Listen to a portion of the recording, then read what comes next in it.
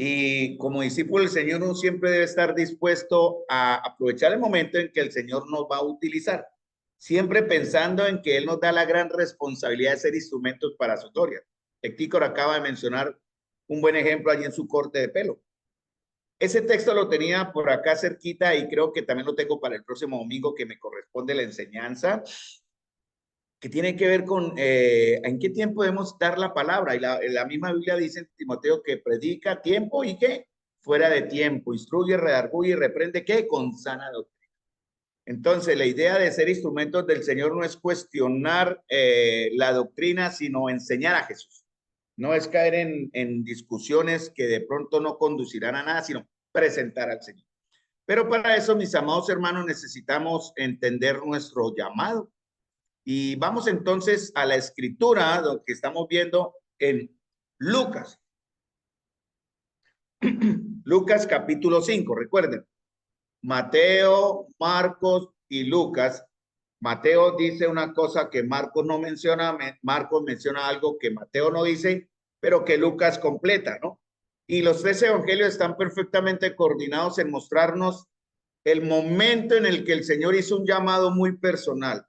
Hermanos amados, y todos nosotros tenemos ese momento, con diferentes circunstancias, lógicamente, con diferentes actores, diferentes momentos, diferentes situaciones, pero lo importante es que después de dar solución al problema del pecado, que es el más importante, el Señor necesita primero tener discípulos salvos, no seguidores fanáticos religiosos, ¿no? Como hoy día hay muchos en la fe cristiana, o religiosos que siguen a Jesús, pero no han sido transformados en su corazón.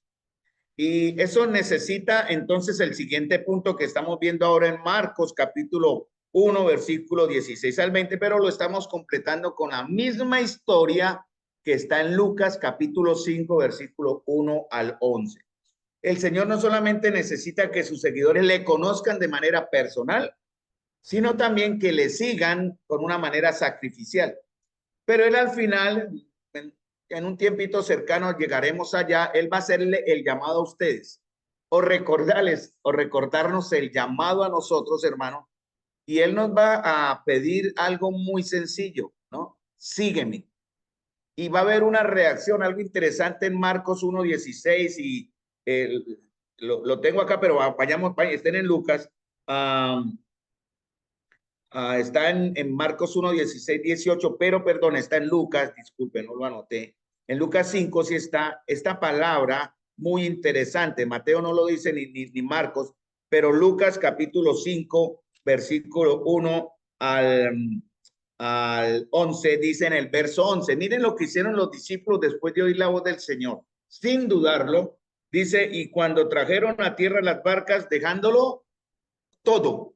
En otro texto dice, dejándolo al instante, le siguieron. Y es increíble, hermanos, el efecto poderoso de un llamado del Señor. ¿A qué estaban dispuestos esos hombres que estaban en sus labores cotidianas, perdón, ahí en ese momento en la playa, escuchando a un maestro que habían conocido 6 meses antes, casi un año antes, por medio de uno de sus mismos compañeros, en ese caso Pedro fue su hermano Andrés, quien le mostró, le presentó al Mesías y fue 6 meses antes. Tal vez Pedro no se acordaba, tal vez sí. Tal vez Pedro estaba dando en sus mentes muchas vueltas y su corazón a una tormenta, porque habían muchas necesidades en la vida de estos hombres que necesitaban ser llenadas. Necesidades que necesitaban, valga la redundancia, tenían que ser cubiertas. Y la primera necesidad que el Señor tiene que cubrir o solucionar es la necesidad del pecado, una relación con Él donde no haya pecado. Esta muchacha a la que Héctor testifica, obviamente no entiende esta verdad porque ella no entiende, no conoce, no está consciente de su necesidad. Para muchos en el mundo hoy aún no es el tiempo. Más tarde, tristemente, hermanos amados, muchos cristianos que debemos mostrar que somos sus discípulos, le decimos a él más tarde, ahora no, estoy ocupado, ¿no? Y el Señor usa parábolas relacionadas con esta idea, este pensamiento, cuando Él invita a las bodas, cuando invita a las cenas, y hay infinidad de excusas para no ir. Pero hermanos amados, saben que el llamado nuestro a seguir al Señor como discípulos fue hecho en la cruz del Calvario. Ahí fue el momento donde el Señor cambió, hizo realidad Ezequiel, donde dijo, cambiaré vuestros corazones de carne, de piedra, perdón, en corazones de carne, y pondré mi espíritu dentro de ustedes. Y eso ya lo ha hecho. Entonces, hermanos amados, nuestros pensamientos tienen que ser diferentes ahora. Si no lo son, hay que cambiar y mirar qué está fallando, ¿no? Atención, hay un llamado y alerta, algo está fallando en mi fe, puedo estar engañado, puedo estar en el lugar equivocado. Y cuando despierte después de morir, mi lugar no está en la presencia de Dios, sino en otro lugar donde ya no habrá momento, ya no habrá oportunidad de volver atrás. Hermanos, ahora es el momento de que analicemos lo fe. Pablo decía eso también en Corintios, ¿no? Mírense a ustedes mismos si están en la fe. Vamos al texto y conocemos el contexto de Marcos 1, 16 al 18. Yo sé que ustedes me han estado siguiendo.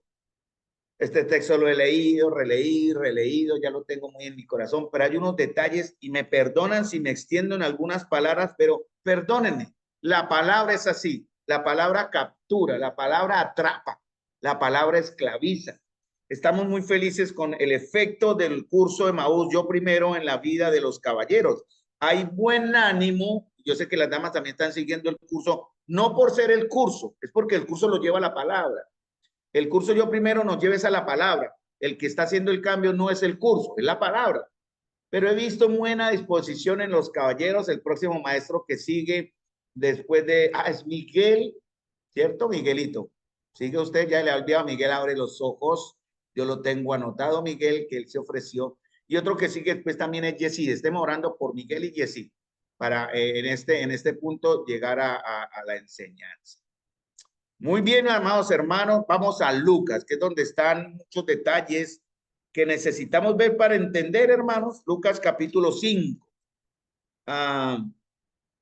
Yo estoy teniendo algunos textos en la Nueva Biblia Latinoamericana, varía un poquitico con la Reina Valera, pero los términos son iguales, solo que a mí me enriquece más las palabras, ¿no? Me da unas palabras que están en el original correctas, no se preocupen, pero que dan más riqueza a lo que quiero comunicarles a usted y lo que el Señor a mí me está hablando, porque yo quisiera humanamente, y perdónenme en el mal ejemplo, no quisiera que el Señor me hablara primero a mí, háblele primero a ellos y después a mí.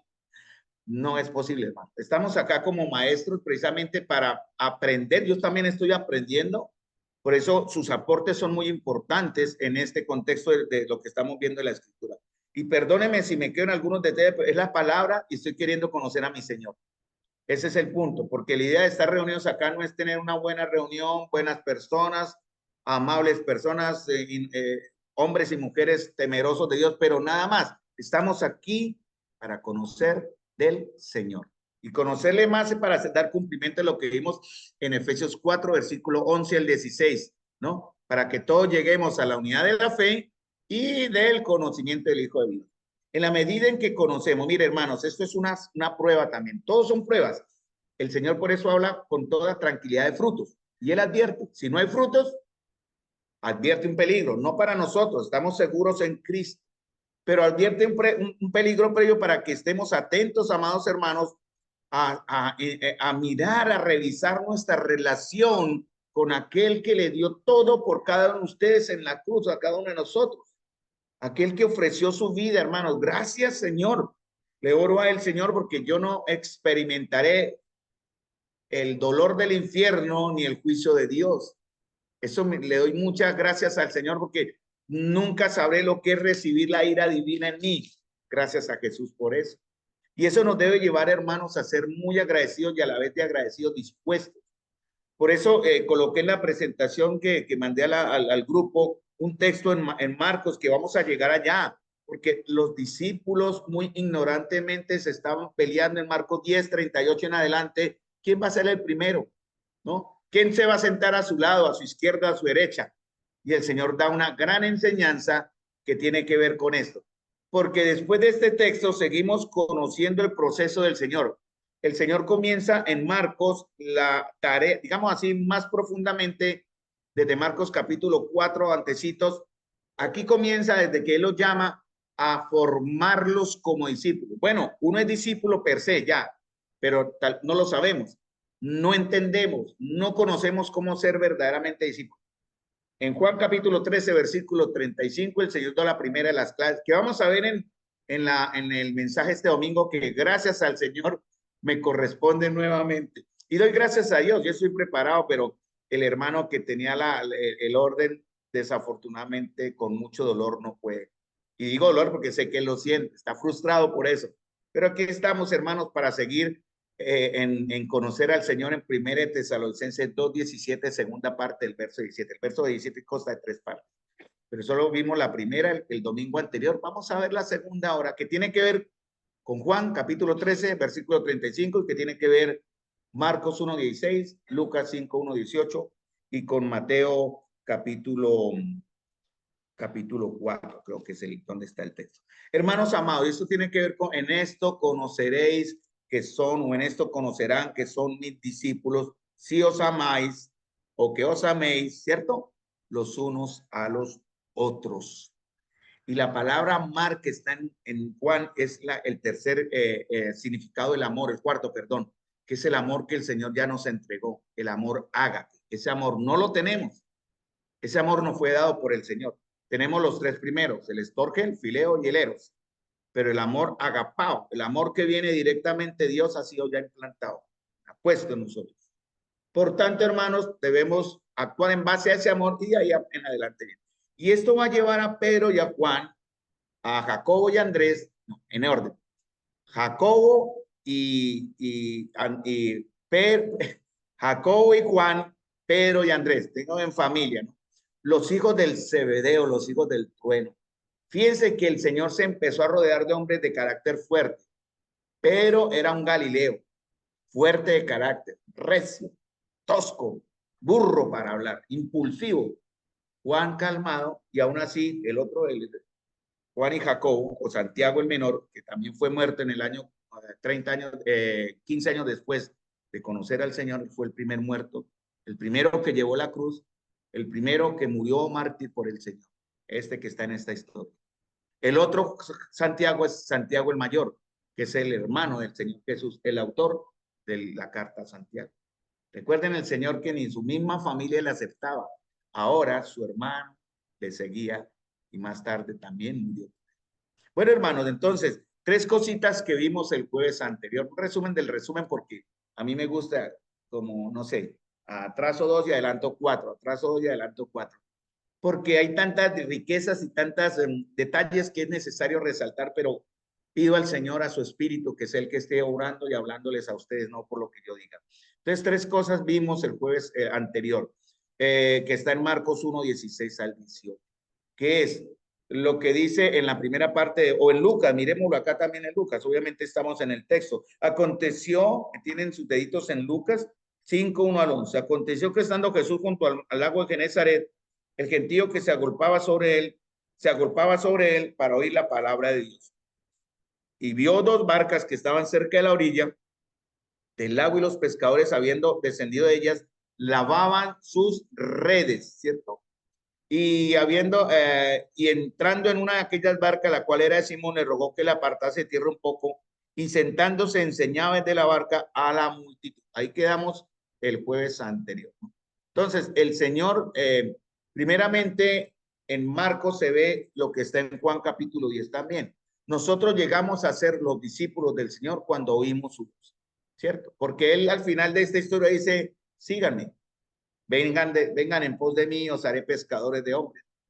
Y es interesante a lo que ellos tuvieron que sacrificar, y lo que el Señor nos pide a nosotros también, cambiar nuestras prioridades.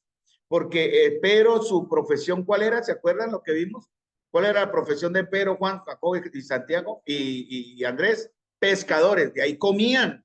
Y el Señor les dice, síguenme, síganme. Y ellos al instante lo dejaron todo. Hermanos, ¿qué los llegó a dejarlo todo? ¿Pero acaso pensó cómo le voy a dar de comer a mi familia? ¿Cómo sostengo el arriendo? ¿Cómo cubro necesidades? No sé qué pasó. No, estoy queriendo aprenderlo porque ese será mi próximo paso a mis 60 años de pronto, mi último paso.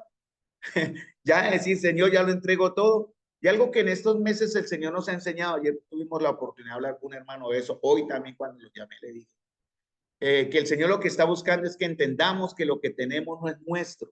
Él lo va a cuidar por nosotros. porque no es nuestro, es de él. Nosotros solo administramos.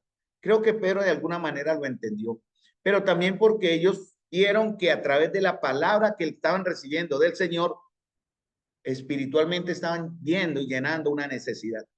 Porque Juan y Andrés, Juan, el hermano de Juan y Andrés, Andrés es el hermano de Pedro, y Juan y su hermano Santiago Jacobo estaban buscando algo. Por eso Juan era discípulo, Juan y Andrés eran discípulos de Juan Bautista, ¿no? No buscaban políticamente cambios, aunque eran llamados hijos del trueno. Incluso entre el mismo grupo de los discípulos habían unos celotes. Él tenía uno llamado el celote, ¿no? Como el revolucionario, el comunista del grupo. Sin embargo, el Señor los transformó a todos. Y esos primeros cuatro que él habla, él forma un grupo íntimo con Pedro, Jacob, con Pedro, Juan y Jacob. Hace un grupo cercano, ¿cierto? Y les muestra por ejemplo, en la configuración, muestra su gloria. Los lleva a que vean cómo él resucita a la hija la hija de Jairo, y los hace presente en algunos momentos importantes de su ministerio, porque Pedro iría a ser el principal de los discípulos, no el mayor, el principal, el más dinámico. Juan, el discípulo del amor, el último que no iría a morir, y Jacobo, que sería el primero en morir. ¿Sí ven la diferencia?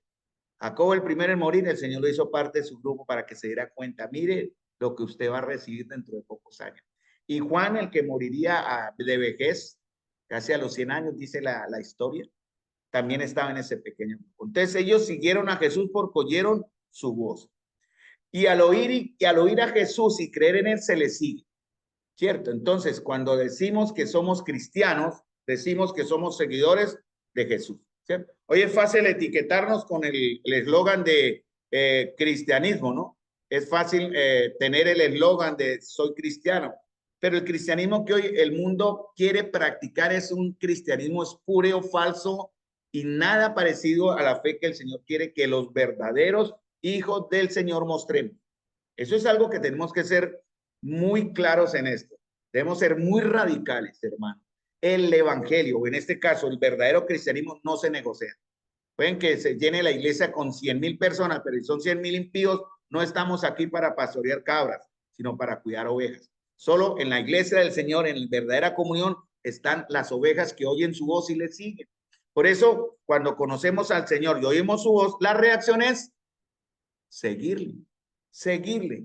Y eso implica, hermanos, una serie de, cuando lleguemos allá, sacrificios, de prioridades, de cambiar orden, no de abandonar orden, porque, bueno, lo veremos en Marcos cuando lleguemos, que tiene que ver con este texto y lo voy a tocar algo. Y el Señor les dice, les voy a dar una identidad y un propósito. Identidad es, los voy a cambiar, voy a hacerlos diferentes. Ustedes son pescadores de peces, valga la redundancia, los voy a hacer pescadores de hombres, ¿cierto? Les voy a dar un propósito, ¿no? Tomen su cruz, ese era el propósito, ¿no? Su identidad, nuevos hombres, su propósito, tomen su cruz, síganme y recibirán 100 veces más de lo que ahora han dejado por mí. Eso está en Mateo y en Marcos en Marcos capítulo 10, versículo 28 al 31. No hay ninguno que haya dejado algo que no reciba más. Porque Pedro le dijo, Señor, todo lo hemos dejado por ti. Yo creo, no sé el tono en que se lo dijo, pero tal vez lo dijo con tristeza, porque tuvo que enseñar a hombres duros, necios, tercos, hasta el último momento. Pero tuvo que ser enseñado. Ay, pero no hay nada que no haya dejado, ¿verdad? No hay ninguno que haya dejado algo por mí, que no reciba más. Pero él hace algo, él advierte algo también en Marcos 10, ¿no? Él dice, sí, se pueden dejarlo todo y lo van a recibir el doble, pero habrán otras cosas. Porque él dice, no hay nadie que haya dejado por causa de mí el evangelio que no reciba 100 veces más ahora en este tiempo, casas, hermanos, hermanas, madres, hijos y tierras con persecuciones, y en el siglo venidero la vida eterna. Entonces el Señor advierte, pueden que reciban, si es mi voluntad, lo que entregaron por mí, pero vendrán persecuciones. Por eso, al seguir a Jesús significa también dejarlo todo. Por eso él sondea, él prueba, ¿no? A ver si estaban motivados estos discípulos solo por curiosidad a seguirle o con un verdadero deseo de conocerlo. Porque en las necesidades que vemos, que vamos a dos o tres, unas clasecitas más, enfocamos más en multitudes, la gente seguía a Jesús por otras necesidades. Lo novedoso. ¿Quién no le gusta lo novedoso? El chismorreo. La semana pasada un trancón en la autopista. Tremendo ese trancón. ¿qué pasará? Y yo miraba por encima y no veía nada. Paciencia. El Señor me está enseñando paciencia. Eso me corre el taxímetro, lo lamento por el cliente, qué pena, pero llego al trancón y no había nada. El accidente era al otro lado. ¿Y qué? ¿Por qué era represamiento de tráfico? Los mirones, los chismosos, ¿no? La novedad, uy, se mató, no sé, gracias a una tragedia, pero había un choque pesado. Entonces, los Miranda siempre frenan el camino. Hermanos, el andar del evangelio puede ser frenado por aquellos que buscan lo novedoso. Y hay cristianos que buscan lo novedoso en las iglesias, ¿no? Que haya éxtasis en lo emocional. Pero hermanos, hay que buscar la fuente en la verdad que cambie nuestros corazones, que nos lleven a actuar no por emociones, sino por fe. Estamos aprendiendo el himno por fe, ¿no? Que nos han enseñado. Muy bonito, ¿no?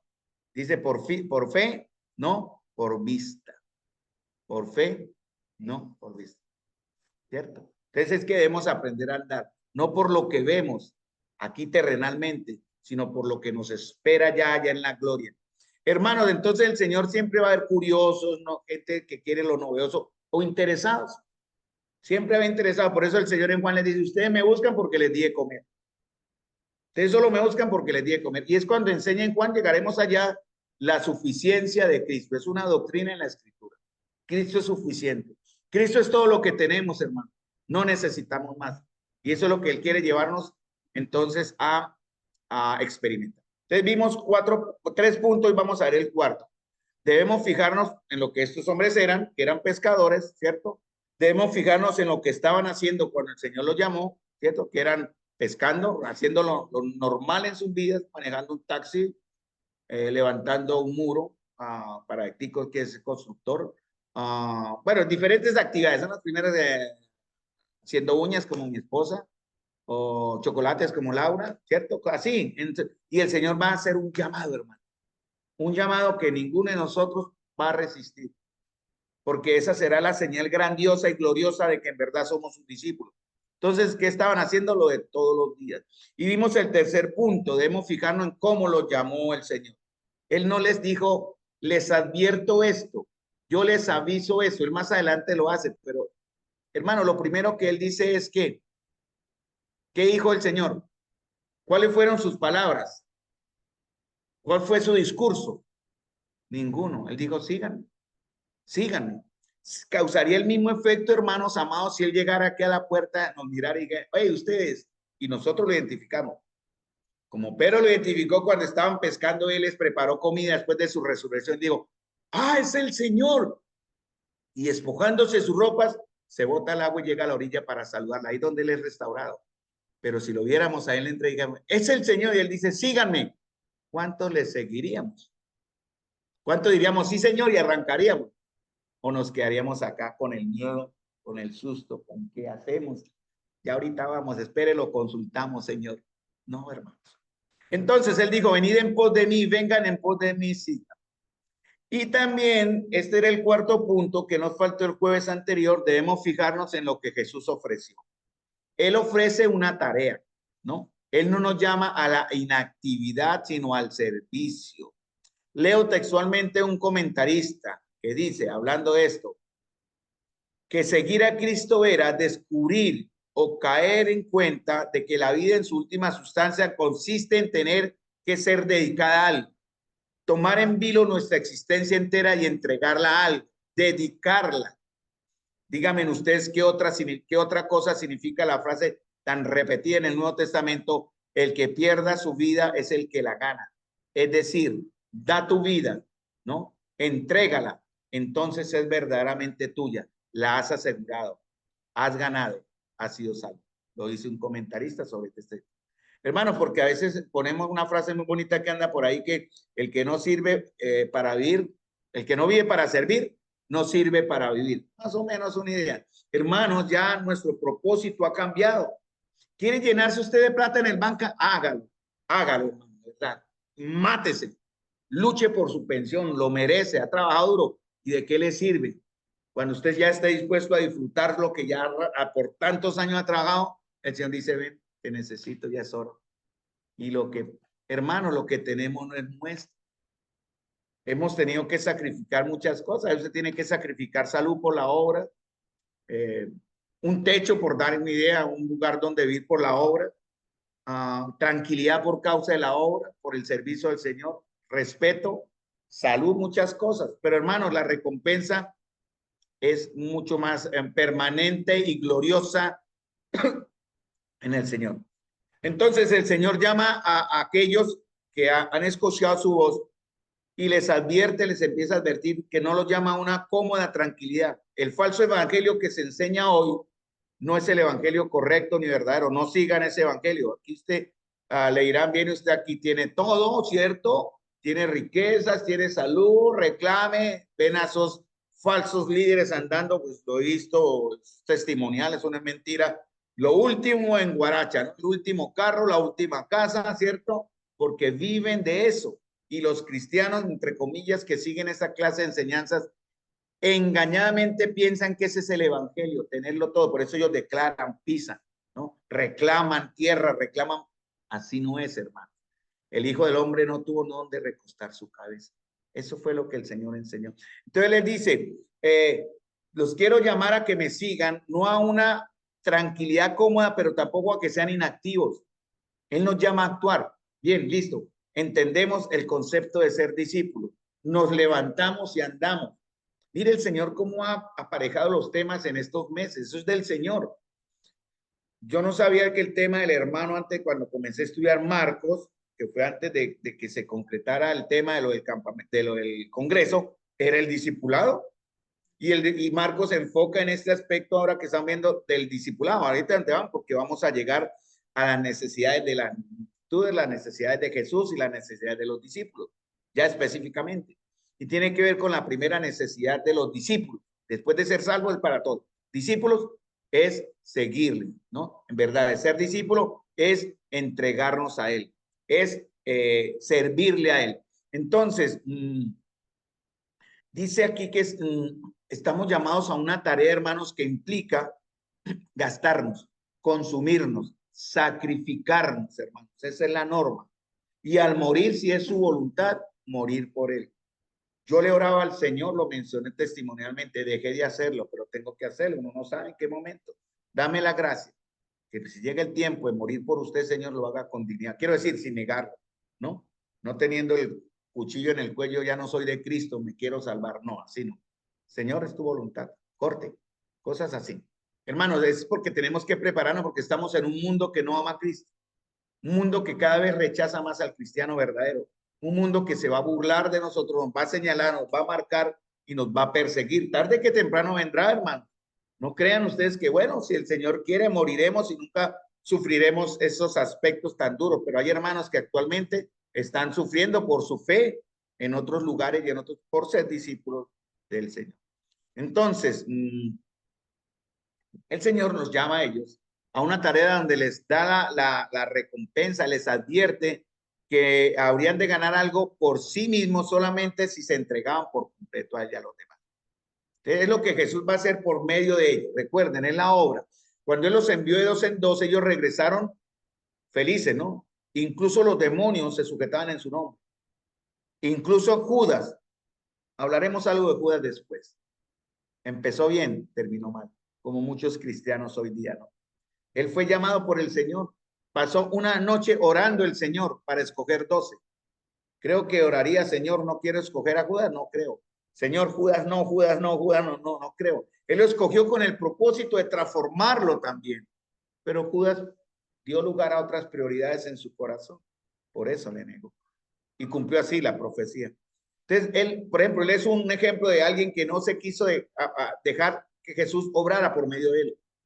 Porque es a través de él que hacemos las cosas, hermano. Es por medio de él. Cuando ellos regresaron de felices porque habían hecho buenas cosas, hablaron la palabra y digan, no se alegren por eso, alégrense de que vuestro nombre está escrito en el libro de los cielos. Porque ellos iban y nosotros vamos en su nombre, hermano, no en denominación. Por iglesia, nada.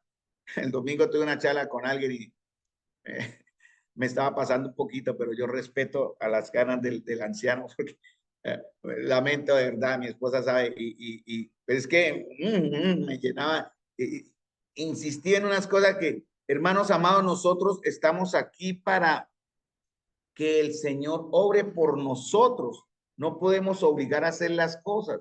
No podemos imponer las cosas.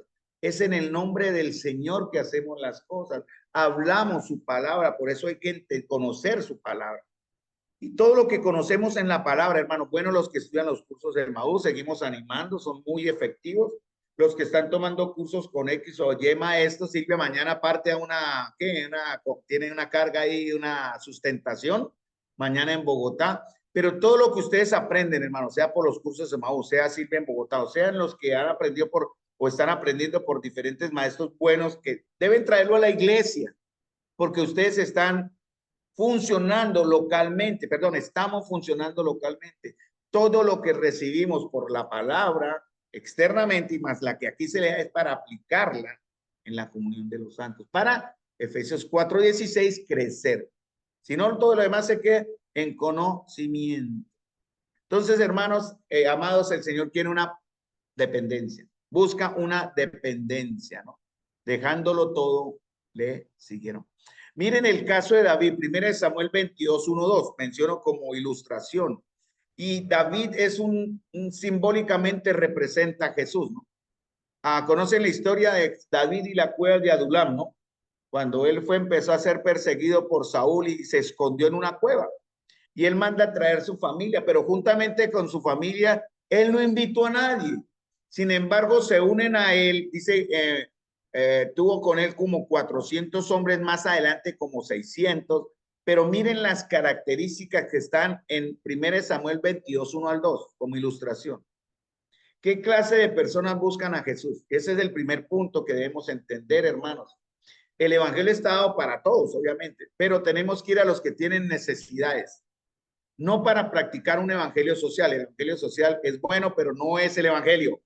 El evangelio nuestro es Cristo, mostrarles a Cristo, no darles, obviamente, darles de comer si es posible, pero no para que coman y se queden ahí, no, es darles de comer para que conozcan al Señor. Por ejemplo, en el caso de David, doy un ejemplo, se juntaron con él los afligidos, ¿cierto? ¿Quién eran los afligidos? O sea, David no dijo, vengan conmigo los afligidos, no, los que están afligidos buscaron a David. Es el ejemplo que eso se va a ver más adelante en Lucas también, donde el Señor menciona a Isaías capítulo 61, versículo 1 y 2, y casi lo apedrean por eso, casi lo matan por eso. Lo llevaron al punto del monte a despeñarlo y él sencillamente cayó y avanzó por medio de ellos. Por decir, hoy se ha cumplido esta escritura delante de ustedes. Isaías capítulo 61. Y es muy parecido a lo que a David le sucedió, ¿no? Vinieron a él y se juntaron con él todos los afligidos. ¿Quiénes son los afligidos? Los que están en el texto hebreo, que hay que ir al hebreo, está en el Antiguo Testamento, pero en la Septuaginta está en griego. Entonces da la idea. En español, ¿qué nos podría decir afligidos? ¿Qué idea me podrían dar como afligidos? Tristes, ¿cierto? Puede ser tristes, ¿ah? Necesitados.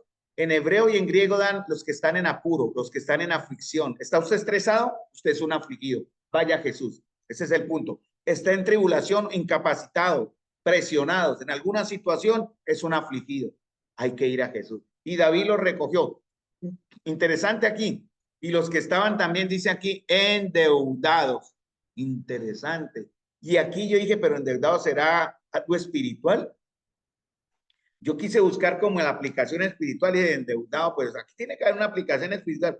Hermanos, y la palabra literalmente dice el que tenga plata, el que deba plata, perdón, vaya a Jesús. ¿Está usted endeudado? Vaya a Jesús.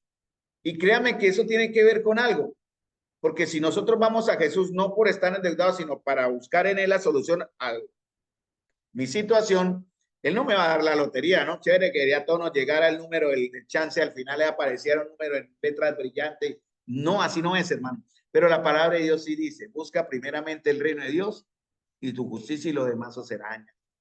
Entonces esta palabra adeudar son afligidos por deudas pasadas también. Y literalmente la palabra adeudar que está en 1 Samuel 22:1 y 2 es el que deba plata. Por diferentes circunstancias, no quiere decir que usted sea mala paga. No puedo pagar, hay situaciones que nos llevan al límite. Hay que ir al Señor. Y eso tiene que ver con también deudas del pasado y no deudas monetarias solamente, ya deudas en relaciones con otros. Pero aquí tiene que ser, o tiene la idea primaria es deudas económicas. A través de eso usted recibe también rechazo, que mala paga, no puedo pagar, o usted está necesitado, extiende la mano y no, usted no paga, cosas así. Esa era como la idea de aquellos que se juntaron con David. Hombres en amargura de espíritu. Esa es la otra palabra, ¿no? Hombres, dice aquí, todos los que se hallaban en amargura de espíritu, porque los comentaristas y estudiando este texto de David en la cueva de Adulán es una imagen, una simbología de Jesús. Tiene que ver con, como dije, con Isaías capítulo 61. Entonces, ¿a quién recibe el Señor? Pues vamos a ver. Afligidos, endeudados, en realidad, yo lo tomé así, Señor, yo debo plata, tengo que ir al Señor. No, no, estoy con el Señor, pero me alegró ver, el Señor también entiende, oiga, el hombre está pelado, vamos a ayudarle. Y yo lo vi así, Señor, me falta, Señor, le voy a entregar mis últimas dracmas, ahí está, me quedo pelado. Oiga, y lo he hecho en algunos momentos y el Señor ha sido muy fiel. No sé si es por algo que quiera enseñarme o es como Él está. Estoy aprendiendo, hermano, yo no les quiero decir que si lo siente, hágalo, hágalo. ¿Cierto? Por eso los primeros discípulos, la iglesia lo entendió así. ¿Qué hacían ellos? Los primeros creyentes. Hermanos, vendían era literalmente vender y entregaban a la iglesia, no como ahora, ¿no? Hoy día eso se ha cambiado mucho, muy feo. Pero ellos primeramente entregaban todos al fondo común. Era de ellos, pero a la vez decían, es mío, yo lo gané, pero estoy aquí dispuesto, no quiere decir que lo entregaran literalmente, sino que está en la orden de mis hermanos, de necesidades de mis hermanos. Eso está todo de Hechos capítulo 2 hasta Hechos 6 y en adelante se mencionan esos principios, que es bueno un día repasarlos. Endeudados. Amargura de espíritu, rápidamente, hermano. Amargura de espíritu. Hombres con temperamento sin control, ¿no? Resentidos sociales, insatisfechos, amargados. Si hay alguno aquí con esto, hermanos, mire, es el momento de ir al Señor, ¿no? Literalmente, personas insatisfechas. Esa palabra insatisfecho me llevó nuevamente entonces al texto de Lucas, porque Pedro y Andrés, Jacobo y Juan estaban insatisfechos espiritualmente, porque miren lo que dice Lucas capítulo 5, versículo 8. Viendo esto, Simón Pedro cayó de rodillas ante Jesús diciéndole, apártate de mí, Señor, porque soy hombre pecador.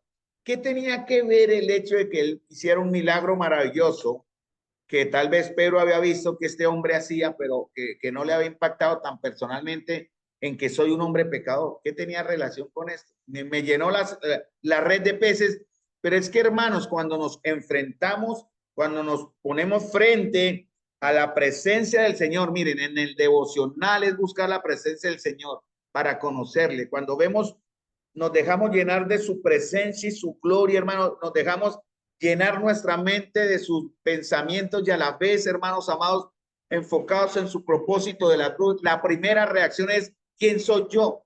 No soy digno, soy hombre pecador. Es la primera reacción. Por eso Pedro la tuvo ahí, porque ellos buscaban llenar ese aspecto emocional, estaban insatisfechos, amargados. Tal vez Pedro, vea, toda una noche tuvo que madrugar a tratar de pescar. El sistema de pesca en Galilea era un sistema donde ellos primero madrugados lanzaban las redes, era una red de como de 5 a 20 metros en cerca de la orilla, ¿cierto? Y lanzaban la red, y esas redes tenían unos pesos en las puntas y al lanzar la red esos pesos caían sobre el punto y ellos simplemente jalaban la red para recoger peces. ¿Cuántas veces lanzaron la red? Estaban cansados, eso no era algo tan, por eso eran dos, toda la noche. ¿Cómo estarían sus brazos? ¿Cómo estaría su ánimo? Pero Santiago y Andrés, Jacobo y Juan votando, cansados, descontentos. Tengo que llevar el pan a mi casa. Si no consigo peces, no como, no vendo, no puedo surtir, ¿cierto? Y están ahí desanimados, remendando sus redes porque toda la noche dándole, y el Señor le dice, toda la noche hemos estado trabajando y nada hemos pescado, porque el Señor le dice, venga, pero en un gesto de gratitud, porque Pedro buscó el reino de Dios, boga mar adentro, salgamos del borde, vamos allá. Eso lo vamos a ver el otro jueves, lo que significa eso, porque yo no alcanzo por el tiempo, hermanos amados. Entonces, hermanos, para encontrar a Cristo muchas veces vamos a tener que renunciar a cosas. No sé los discípulos, yo lo estoy aplicando a mi vida, los discípulos a su sustento, a sus familias, a la comodidad, al éxito, al reconocimiento. Por eso, hermanos, lo necio del mundo escogió Dios para avergonzar a los sabios. Y vamos a ver el próximo jueves el cumplimiento a las profecías de Isaías, comparándolo obviamente con 1 Samuel 22, es una idea rápida. Estudiando el texto me llevó a Isaías, perdón, a 1 Samuel, es una comparación, porque el Señor aquí menciona Isaías capítulo, en Lucas 4:18, Isaías capítulo 61, ahí en Isaías 4:18 vamos a ver algunas cositas que son muy parecidas a lo que se sucedió con David. Listo, me van a seguir el próximo jueves. Les animo, mis hermanos. Yo voy lento porque si ustedes quieren correr, lo lamento. No puedo correr. Estoy atrapado, hermano. Y correr sería como perderme la oportunidad de conocer algo que en mis años atrás no lo había hecho, pero que ahora lo puedo hacer. Entonces, ténganme paciencia. Quiero enseñarles claro. Si hay preguntas y dudas, estamos a la orden para responder cualquier pregunta con la Biblia, no con emociones ni con razonamiento humano, sino con la palabra, dudas, inquietudes. Pero lo importante, el próximo jueves vamos a ver Lucas capítulo 4, versículo 18, fue lo que dije, ¿cierto? Lucas capítulo 4, versículo 18, sí, que tiene que ver con Isaías 61, 1 y 2. El Espíritu del Señor está sobre mí. Y Él me ha mandado a hacer ¿qué? Cosas. Y si el Espíritu, o sea, Dios mismo ha mandado a Jesús a hacer cosas que está en el verso de Lucas 4:18, quiere decir que sus discípulos en nombre de Él las haremos también. A eso es donde vamos a llegar. Porque vamos, después de ahí sí, volvemos a Lucas 5 para terminar la historia. Terminar porque el Señor le dijo a Pedro, boga mar adentro. Y la palabra clave de Pedro, ¿cuál es? En tu palabra echaré la red. Voy a trazar mi línea, aunque fue fácil hacer la identificación aquí. Yo siempre trazo una línea donde quedo, pero realmente el próximo jueves, obviamente, repasaré algo más de esto, ¿cierto? Porque aquí fue que quedamos. Amados hermanos, Dios les bendiga. Entiendan que el propósito de estar tan detallado en esto es entender por qué Jesús hizo lo que hizo. Y vamos, como dije, a través en el libro del yo primero no, perdón, la obra inconclusa, el que vimos con el hermano Miguel. Yo me di cuenta en una de los capítulos ahí con Elizabeth mientras programamos las vistas, el hermano va a hablar de un tema que yo voy a tratar dentro de un mes larguito sobre la necesidad de Jesús. Y ahí está. Y dije, uy, Señor, mira el Señor cómo ha aparejado las cosas para reforzar lo que ya hemos visto. Mis amados hermanos, entonces, entiendan que comienza el momento en que el Señor va a hacer un llamado muy personal y muy directo a todos y cada uno de nosotros. Y va a ser muy personal, hermano, a cada uno de ustedes. Yo simplemente me está hablando a mí después de 40 años en el Evangelio y eso me tiene frustrado porque no he entendido estos. Ya en el ocaso de mi vida vengo a comprender esto, pero hermanos, yo puedo hacer por el Señor mucho en lo que me quede, de pronto 5, 10, aguantarán al viejito canoso y chocheco aquí, pero hermanos, con mucho amor, aprendiendo a amarlos, como dice el escritor, y vamos a ver que me acompañen, estén orando. Primera de Tesalonicenses, capítulo 2, versículo 17 al 20, pero en el capítulo 17, Pablo habla de su amor. Yo quiero imitar a Pablo en el amor, en ese amor por sus hermanos, por la iglesia. Entonces, ayúdenme, no me enojen, no mentiras, no es eso. Es simplemente, hermanos, que nos ayudemos a vivir ese amor de Dios que está ya actuando en nosotros. Mis amados hermanos, vamos a terminar con una palabra de oración. Padre Celestial, Señor, damos gracias por esta oportunidad, Señor, en tu palabra, de conocerte. Gracias, Jesús, por esta bendición de entender tu verdad, Señor, que está en nuestro corazón, grabada con fuego, Señor, por tu espíritu. Te ruego, amado, se transforme nuestra mente, nuestro corazón, nuestra alma completa, para que podamos, Señor, realmente entender que lo que tenemos no es nuestro, sino es tuyo. Ayúdanos, Señor, a ser verdaderamente tus discípulos. Te lo pido en el nombre de nuestro Señor Jesús. Amén.